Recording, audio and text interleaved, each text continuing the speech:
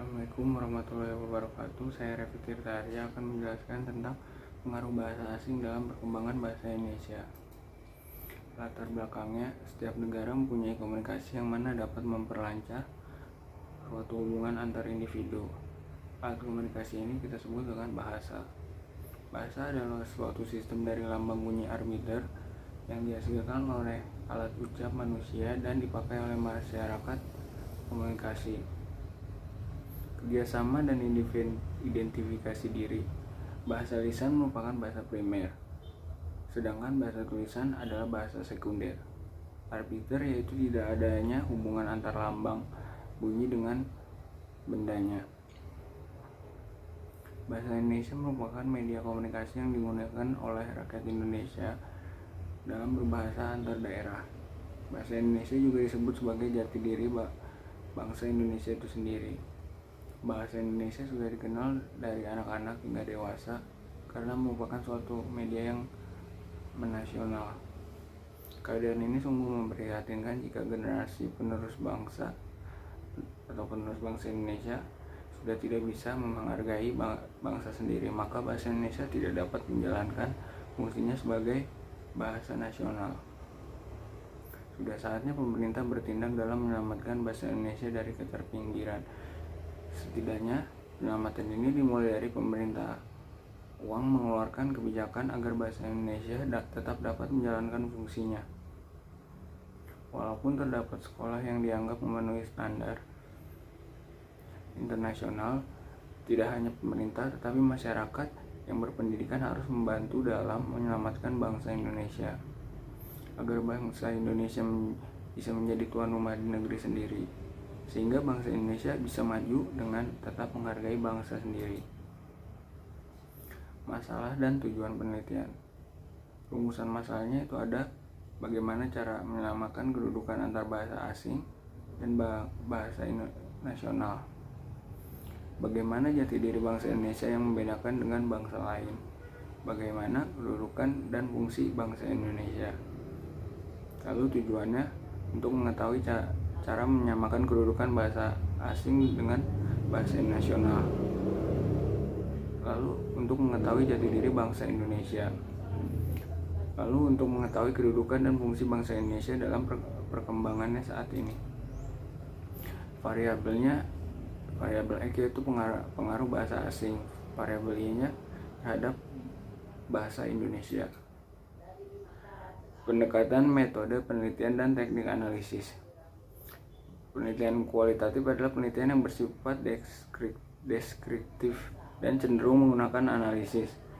Proses dan makna perspektif subjek lebih ditonjolkan dalam penelitian kualitatif. Landasan teori dimanfaatkan sebagai pemandu agar fokus penelitian sesuai dengan fakta di lapangan. Selain itu, landasan teori ini juga bermanfaat untuk memberikan gambaran umum tentang latar penelitian dan sebagai bahan pembahasan hasil penelitian. Terdapat perbedaan mendasar antara peran landasan teori dalam penelitian kuantitatif. Dalam penelitian kualitatif, penelitian berangkat dari teori menuju data. Sedangkan dalam penelitian kualitatif, peneliti bertolak dari data memanfaatkan teori yang ada sebagai bahan penjelas dan berakhir dengan suatu teori. Teori utama atau grand theory menurut Gorbachev 1997, bahasa adalah alat komunikasi antara anggota masyarakat berupa simbol bunyi yang dihasilkan oleh alat ucap manusia. Lalu menurut Walija 1996, bahasa adalah komunikasi yang paling lengkap dan efektif untuk menyampaikan ide, pesan, maksud, perasaan, serta suatu pendapat orang lain. Menurut Felicia 2001, bahasa adalah alat yang digunakan untuk berkomunikasi sehari-hari, baik bahasa lisan ataupun berbahasa tulis. Informasi yang diperoleh dari penelitian kedudukan bahasa Inggris di Indonesia merupakan bahasa asing pertama. Kedudukan tersebut berbeda dengan bahasa kedua. Mustafa dalam hal ini menyatakan bahwa bahasa kedua adalah bahasa yang dipelajari anak setelah bahasa ibunya, dengan ciri bahasa tersebut digunakan dalam lingkungan masyarakat sekitar. Sedangkan bahasa asing adalah bahasa negara lain yang tidak digunakan secara umum dalam interaksi sosial. Kedudukan bahasa Inggris di Indonesia tersebut mengakibatkan jarang digunakannya bahasa Inggris dalam interaksi sosial di lingkungan anak. Hal tersebut menjadi tantangan tersendiri bagi lembaga pendidikan anak usia dini atau PAUD yang menggunakan bahasa pengantar bahasa Inggris, karena pemerolehan bahasa asing bagi anak berbanding lurus dengan volume, frekuensi, dan penggunaannya dalam kehidupan sehari-hari. Hasil penelitian bahasa Indonesia merupakan ciri-ciri umum dan kaidah-kaidah pokok tertentu yang membedakannya dengan bahasa-bahasa lainnya di dunia ini, baik bahasa asing maupun bahasa daerah. Dengan ciri-ciri umum dan kaidah-kaidah pokok ini pula lah dapat dibedakan mana bahasa Indonesia dan mana bahasa asing ataupun bahasa daerah. Oleh karena itu, ciri-ciri umum dan kaidah-kaidah pokok tersebut merupakan jati diri bangsa Indonesia. Ciri-ciri umum dan kaidah-kaidah pokok yang dimaksud adalah antara lain sebagai berikut. Bahasa Indonesia tidak mengenal perubahan bentuk kata untuk menyatakan jenis kelamin. Kalau kita menyatakan jenis kelamin, cukup diberikan kata keterangan petunjuk jenis kelamin. Misalnya, untuk manusia dipergunakan kata laki-laki atau pria dan perempuan atau wanita. Untuk hewan dipergunakan kata jantan dan betina. Dalam bahasa asing, misalnya bahasa Inggris, bahasa Arab, dan bahasa Sanskerta, untuk menyatakan jenis kelamin digunakan dengan cara perubahan bentuk. Contoh, bahasa Inggris lion, lioness, host, hostess, steward, stewardess. Bahasa Arab muslimi, muslimat, mukmini, mukminin, mukminat, hadirin, hadirat. Bahasa Sanskerta siswa, siswi, putra, putri, dewa, dewi. Hasil penelitian, bahasa Indonesia menggunakan kata tertentu untuk menunjukkan jamak. Artinya, bangsa Indonesia tidak mengenal perubahan bentuk kata untuk menyatakan jamak. Sistem ini pula lah yang membedakan bahasa Indonesia dengan bahasa asingnya lainnya. Misalnya bahasa Inggris, bahasa Belanda, bahasa Arab, dan bahasa-bahasa lainnya. Untuk menyatakan jamak antara lain mempergunakan kata segala, seluruh, para, semua, sebagian, beberapa, dan kata bilangan 2, 3, 4, dan seterusnya. Misalnya segala urusan, seluruh tenaga, para siswa, semua persoalan, sebagian pendapat, beberapa anggota, 2 teman, 3 pohon, 4 mobil. Penafsiran hasil penelitian. Sesuai data selesai dianalisis, kegiatan yang harus dilakukan adalah menafsirkan hasil analisis tersebut. Dan hasilnya, bahasa Indonesia merupakan ciri-ciri umum dan kaidah-kaidah pokok tertentu yang membedakannya dengan bahasa-bahasa lainnya di dunia ini, baik bahasa asing maupun bahasa daerah.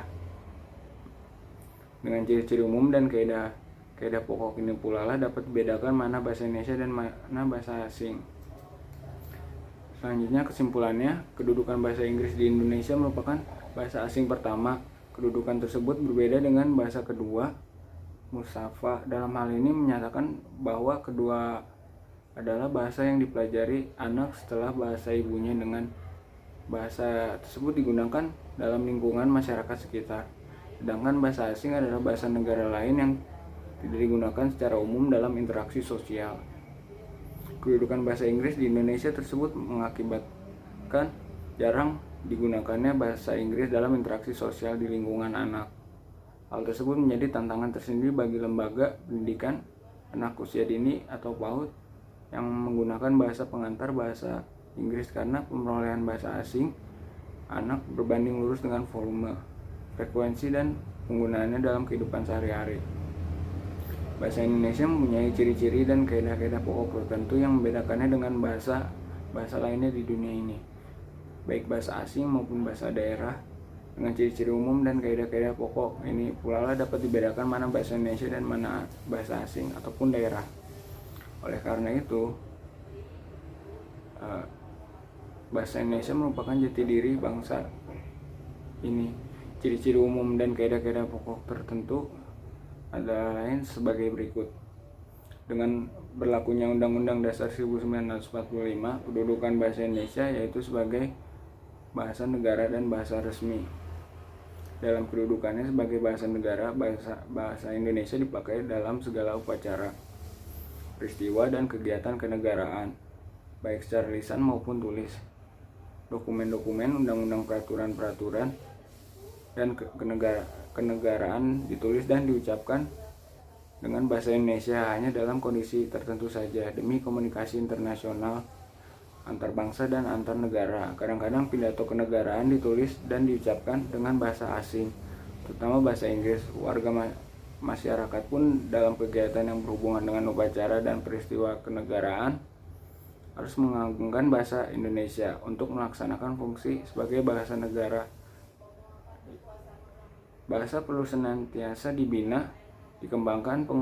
Penguasaan bahasa Indonesia perlu dijadikan salah satu faktor yang menentukan dalam pengembangan ketenagaan, baik dalam penerimaan karyawan atau pegawai baru, kenaikan pangkat, maupun pemberian tugas atau jabatan tertentu pada seseorang. Fungsi ini harus diperjelas dalam pelaksanaannya sehingga dapat menambah kewibawaan bangsa Indonesia.